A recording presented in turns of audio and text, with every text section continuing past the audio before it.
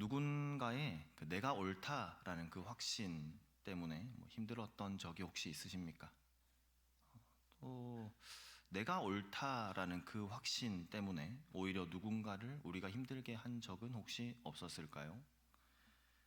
신앙 안에서도 그런 일이 생깁니다. 내가 알고 있는 것이 분명히 맞는 일이고 분명히 옳은 일이지만 그것을 표현하는 방식이 우리 옆에 있는 사람들에게 간혹 상처를 줄 수 있는 그런 일이 되는 것처럼 말이죠. 바울이 오늘 그 이야기를 하고 있습니다. 고린도 교회에 어떤 갈등이 있었습니다. 어떤 갈등이었는가? 우상에게 바쳐진 고기를 먹어도 되는가? 라는 문제입니다. 지금 우리에게는 아주 낯선 주제 같지만 그 당시 고린도 교회가 있었던 그 고린도 사회를 생각을 해보면요, 로마 제국에 있는 상업 도시였습니다. 시장에서 파는 고기, 또 집에서 또 먹게 되는 그런 음식들, 또 함께 모여서 교제하게 되는 그 식탁, 그 모든 것이 그 신전의 제사와 연결되어 있었다라는 거죠. 더 나아가서 그 신전에서 드려지는 그 제사 중심으로 이루어진 그 사회 분위기였습니다. 단순한 음식 문제가 아니라 사회생활, 직장생활, 인간관계 모두가 거기 걸려 있었던 거죠. 고린도 교회 안에 두 그룹이 생겨납니다. 한쪽은 지식이 있는 자들입니다. 교육을 받았고 철학적으로 사고할 줄 아는 사람들, 이들이 말하는 것, 그 논리는 아주 명확했습니다. 우상, 그 아무것도 아닙니다. 하나님은 한 분이십니다. 그리고 고기는 그냥 고기죠. 틀린 말 하나도 없이 맞는 말만, 옳은 말만 했던 사람들. 다른 한쪽은 약한 자들입니다. 이제 막 신앙의 첫걸음을 뗀 연약한 사람들입니다. 그들은 오랫동안 우상을 섬기다가 이제 하나님 앞에 막 돌아온 그 사람들이었다는 거죠. 근데 그 사람들은요, 그 고기를 대할 때, 그 고기를 먹을 때 옛날 기억이 떠올랐던 거예요. 머리는 이제 괜찮아, 이건 아무것도 아니야 라고 말은 하지만 마음은 아직까지도 그 자리에 머물러 있었다는 겁니다. 바울이 이 갈등 앞에서 이렇게 묻죠. 그래요, 그대들의 그 옳은 지식, 그대들이 하는 그 맞는 말, 형제를 살리고 있습니까? 아니면 형제를 무너뜨리고 있습니까? 오늘 하나님께서 바울의 글을 통해서 동일하게 우리에게 질문하시는 것이죠. 오늘 우리들의 옳음은 어떻습니까? 1절 말씀에 우상의 제물에 대하여 우리가 다 지식이 있는 줄 아나 지식은 교만하게 하며 사랑은 덕을 세우나니. 지식은 교만하게 하며 사랑은 덕을 세우나니. 교만하게 하다, 이 원어의 뉘앙스를 살펴보면요, 바람이 들어가서 풍선이 부풀어 있는 그 모양을 의미하는 그런 뜻이 있습니다. 무슨 말이냐면은 지식이 쌓일수록 자신이 부풀어 오르는 것, 많이 알수록 남을 더 내려다보게 된다는 것. 바울이 이 교만이라는 것의 특성을 정확하게 꿰뚫어 보고 이렇게 말하고 있는 겁니다. 반면에 덕을 세운다라는 말은요, 그 말 안에 집을 세우다라는 그 의미가 함께 포함되어져 있습니다. 사랑은 짓는 행위입니다. 사랑은 나를 돋보이게 하는 것이 아니라 옆 사람을 세우는 일, 마치 집을 세우는 것처럼. 우리 생각해 보면 지식은 나를 향하죠. 반대로 사랑은 남을 향합니다. 이 방향의 차이가 중요한 거죠. 바울이 계속해서 말합니다. 2절 말씀에 만일 누구든지 무엇을 아는 줄로 생각하면 아직도 마땅히 알 것을 알지 못하는 것이다 라고. 내가 안다고 생각하는 그 순간 그거 실제로는 내가 아직 모르고 있다는 그 말인 것. 진정한 알미라는 것은 자신의 한계를 아는 데서 시작을 하는 겁니다. 내가 옳다는 확신이 강해지면 강해질수록 내가 놓치고 있는 것이 보이지 않게 되는, 겸손해야 합니다. 우리가. 바울이 정말로 중요하게 여기고 있는 건 무엇인가? 3절 말씀에 또 누구든지 하나님을 사랑하면 그 사람은 하나님도 알아주시느니라. 하나님을 아는 것이 아니라 하나님을 사랑하는 것이 신앙의 본질임을 말하고 있습니다. 그리고 그 증거는 하나님께서 그를 아신다라는 것. 하나님께서 나를 아신다. 하나님과 내가 상관이 있다. 하나님과 내가 관계 안에 살아가고 있다라는 것입니다. 지식은 우리를 하나님 앞에 세우지 못합니다.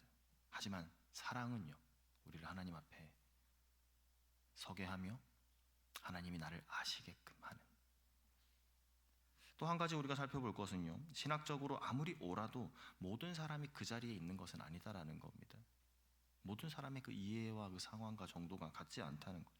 4절부터 이어지는 말씀을 우리가 살펴보면은 바울은 이 지식이 있는 자들의 말을 반복해서 이야기하면서요, 그들의 말을 인정해 줍니다. 6절 말씀에 그러나 우리에게는 한 하나님 곧 아버지가 계시니 만물이 그에게서 났고 우리도 그를 위하여 있고 또 한 주 예수 그리스도께서 계시니 만물이 그로 말미암고 우리도 그로 말미암아 있느니라. 바울이 얘기하는 거죠. 하나님 한 분이십니다.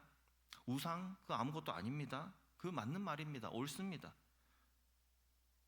이 초대교회의 핵심 하나님 한 분이십니다. 오늘도 여전히 변함없는 우리의 믿음의 고백이 되고 있습니다. 그런데 이어지는 7절 말씀에서 바울은 그 설교의 방향을 조금 바꿉니다. 7절에 그러나 이 지식은 모든 사람에게 있는 것은 아니므로 그러나라고 시작을 하는 이 한 단어가요,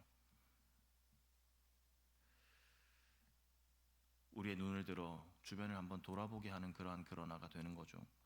어떤 사람들은 오랫동안 우상을 섬기는 삶을 살다가 이제 막 돌아왔습니다. 그들의 몸에는 아직 그 기억이 남아 있습니다.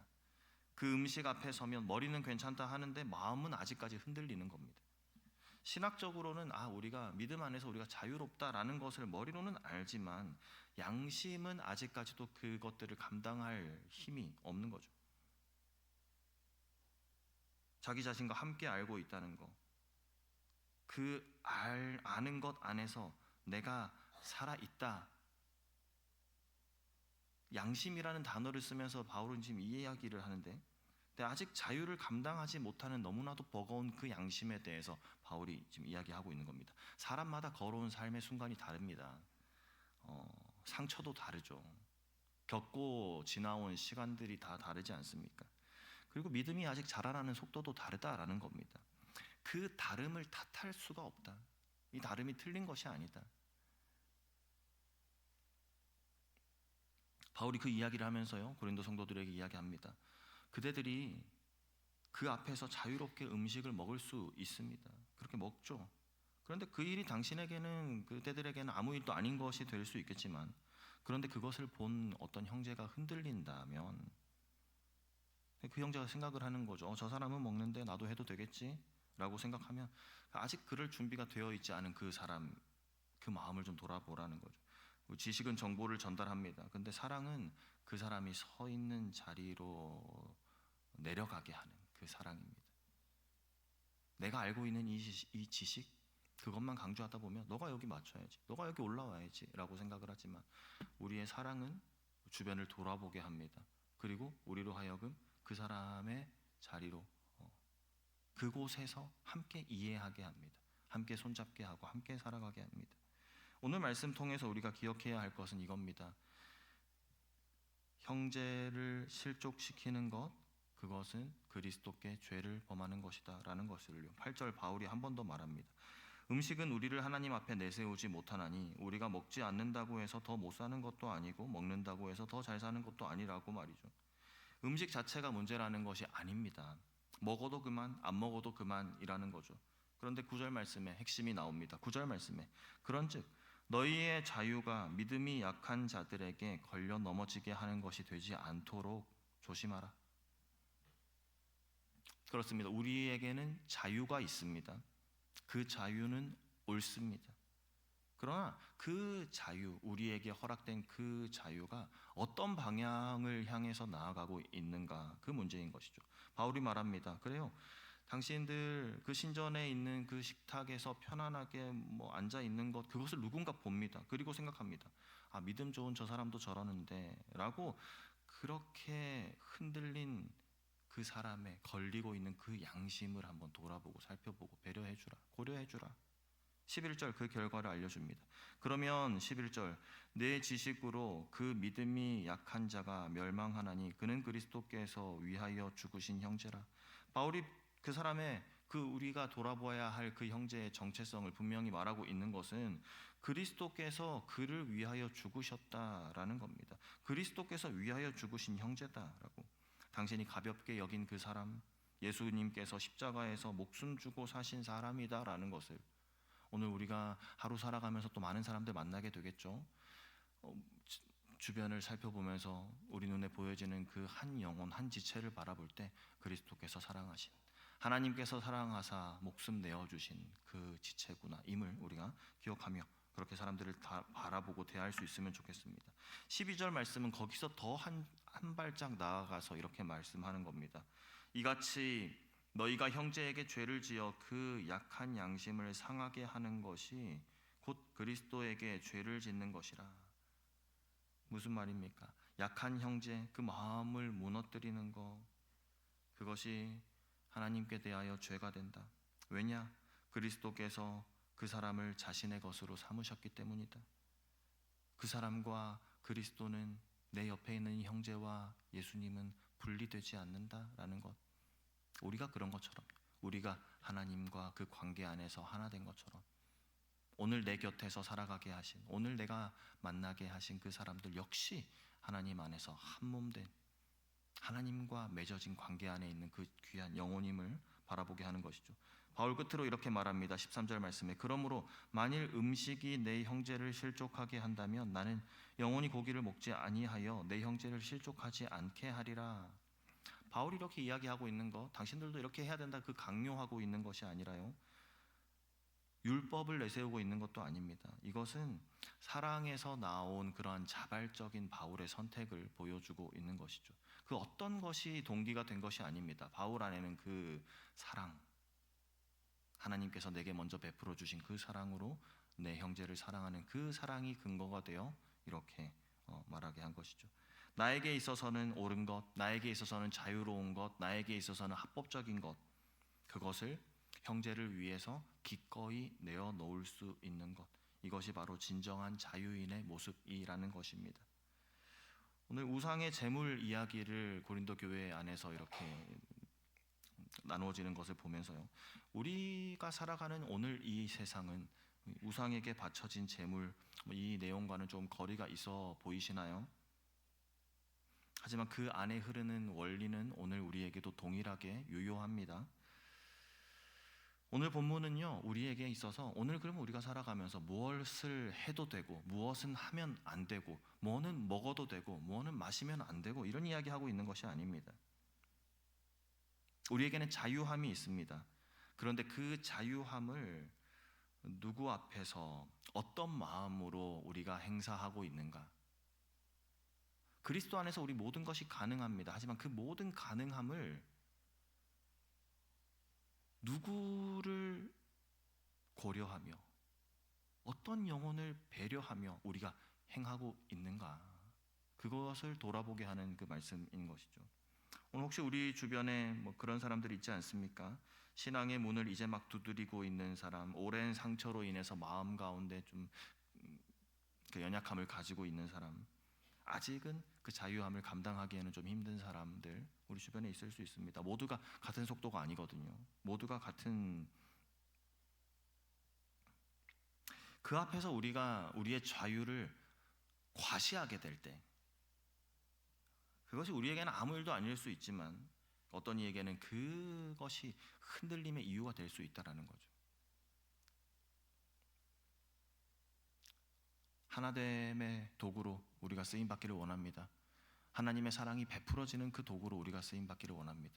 그 갈등의 요소로, 그 흔들리는 도구로 우리가 굳이 사용될 필요가 있겠습니까? 오늘 말씀을 묵상하면서 우리 하루를 시작합니다.